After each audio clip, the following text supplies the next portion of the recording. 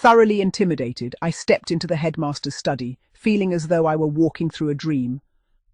My nerves were so acute that I scarcely noticed the room's impressive surroundings. The walls were lined with beautifully crafted oak panelling, interrupted only by towering bookcases packed with volumes whose titles hinted at decades of scholarship and tradition. A vast desk dominated the room, its polished surface gleaming beneath the morning light. Rich Persian carpets softened the floor, while a brown leather sofa and matching armchairs stood ready for visitors fortunate enough to be received in more pleasant circumstances. My attention, however, was drawn irresistibly to a particular corner of the room, situated just to the left of the headmaster's desk. It was an area that seemed to possess a gravity all of its own, silently commanding the attention of anyone unfortunate enough to enter the study under disciplinary circumstances. Before long, I would learn that many boys referred to it simply as the swishing zone. At its centre stood what appeared at first glance to be a small vaulting horse of the type found in a school gymnasium. A closer look revealed that it had been specially modified.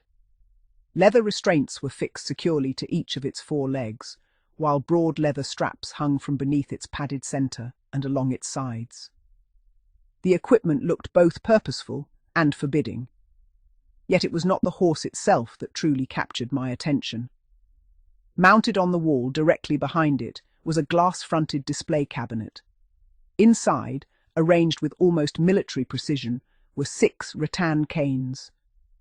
Each differed slightly from the others in length, thickness, and curvature, but together they formed a display that was impossible to ignore. The polished crook handles gleamed under the light, and I could not help imagining the painful purpose for which they were kept.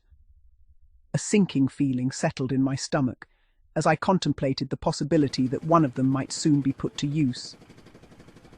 "Yes, Spockings," came the headmaster's voice, calm and measured. "That is what some of the boys refer to as my swishing zone. It is not a place many wish to visit twice." I turned away from the display and faced him. Seated behind his enormous desk, the headmaster regarded me steadily. His elbows rested upon the polished wood, his fingers intertwined beneath his chin. His eyes were intelligent, sharp, and penetrating, giving the impression that very little escaped his notice. As they travelled slowly from head to toe, I felt as though every aspect of my character was being weighed and assessed. I was only a first-form boy, yet under that scrutiny I felt as though my entire future hung in the balance. "Now, Spockings," he began, "do you believe that the disturbance you were involved in on the corporation bus yesterday warrants a painful visit to that corner of the room?" "No, sir," I replied quickly. "I didn't start it. It was the boys from the secondary modern school. They began it by teasing me and saying unpleasant things about this school."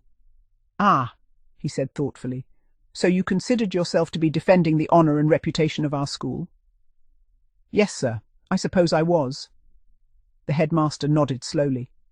"And yet, while defending the school's reputation, it never occurred to you that becoming involved in a public fight might do far more damage to that reputation than a few foolish remarks ever could?" I lowered my eyes.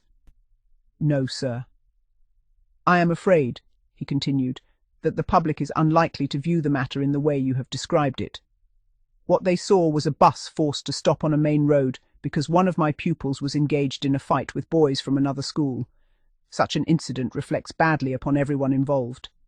His voice remained calm, but that somehow made his words all the more effective. "I have already spoken with the headmaster of the other school," he went on. "He shares my view entirely. We both agree that the behaviour displayed was unacceptable and has done considerable harm to the reputations of our respective schools. He has informed me that the 2 boys involved will be receiving severe punishment this morning." The room seemed suddenly smaller. "Now then," he said, "what punishment do you believe you deserve? What consequence would be appropriate for your actions?" I realized immediately that I had been placed in a difficult position. If the other boys were to receive such serious punishment, it seemed unlikely that I could expect leniency. Nevertheless, there seemed little harm in making an attempt. "Well, sir," I said cautiously, "as I didn't start the trouble, I thought perhaps lines or detention might be fair. The headmaster raised an eyebrow. Oh, you do you? There was a brief pause. Yet, you have omitted one rather important detail. Although the other boys may have provoked you, was it not you who threw the first punch? The question struck home. His tone left little doubt that he already knew the answer. Any attempt to deny it would only make matters worse. Yes, sir, I admitted reluctantly. I suppose it was. I see. The headmaster leaned back slightly. So those two boys are to be punished for an incident that ultimately began with your actions. Do you not feel some responsibility for that? If you put it that way, sir, I said quietly, then yes, I suppose I do. Well, he replied, that is precisely how I put it. His gaze remained fixed upon me. So, as the boy who escalated the situation from words to violence, do you not consider that your responsibility is greater than theirs? There was little point arguing. I suppose so, sir. Very good. The headmaster folded his hands once more. If I were to tell you that each of those boys is to receive 6 strokes of the cane this morning, what punishment would you consider appropriate for yourself? Desperately searching for some compromise, I ventured a hopeful suggestion. The same, sir, and perhaps some lines as well.